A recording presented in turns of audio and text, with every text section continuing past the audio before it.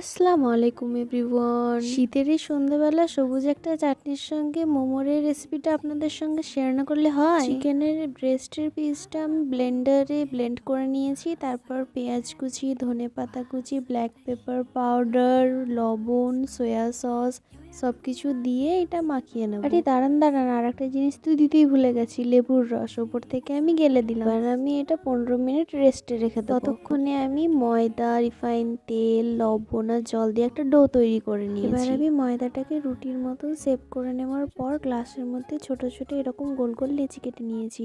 তারপর আপনারা দেখতেই কষ্টের উপরেই শেপগুলো ক্রিয়েট করা হয়েছে। তবে শেপ ক্রিয়েট করাটা অতটাও কঠিন নয়, এরকমভাবে করলে খুব সহজে হয়ে যাবে। গ্যাস ওভেনের উপর কড়াই চাপিয়ে জল দিয়ে এরকম ছিদ্র একটা থালি আমি বসিয়ে নিয়েছি। তারপরে তেল দিয়ে দিলাম যেন মোমোগুলো নিচে না লেগে যায়। স্টিম হয়ে গেছে মোমোর। Okay bye.